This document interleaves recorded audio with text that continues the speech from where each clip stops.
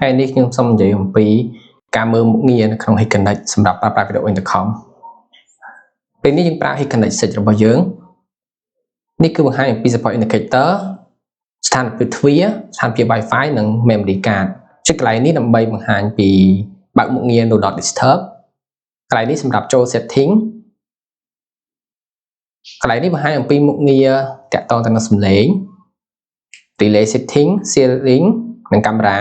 កន្លែងនេះសម្រាប់មើលស្ថានភាពរបស់ storage គឺ memory card របស់យើង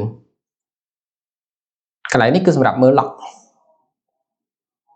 បើយើងបើកវាយើងនឹងទទួលបាននៅ lock នៃការប្រើប្រាស់ឧបករណ៍របស់យើង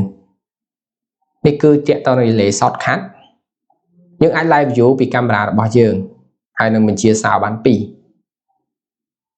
នេះគឺ temporary pass ដើម្បីបើកយើងអាចបញ្ចូលព័ត៌មាននៅក្នុងនេះដើម្បីបង្កើតនៅ temporary pass មួយឲ្យមនុស្សចូលបណ្ដោះអាសន្នអញ្ចឹងយើងអាចផ្ញើជា QR code និងព័ត៌មានខាងក្រោមយើងអាច share direct ទៅ visitor របស់យើងនេះគឺយើង share ជាលេខកូដនិងមួយទៀតគឺយើងផ្ញើជា QR code ដើម្បីគេបើកទ្វារចូល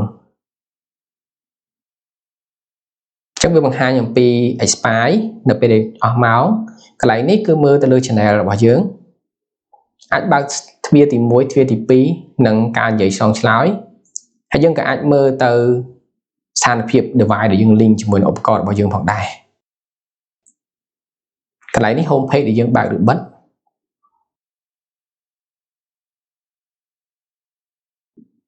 នេះគឺជាកាមេរ៉ា IP ដែលយើង link នេះគឺជា setting និង alarm control KV9 ទេទៅផ្ទាល់ជាមួយនឹង Hikconnect យើងចុចប៊ូតុងទេនៅលើឧបករណ៍ KV9 របស់យើងម្ចាស់ទូរស័ព្ទនឹងមានការទេចូលពីឧបករណ៍មកដល់គាត់អាចលើកនិយាយជាមួយនឹងអ្នក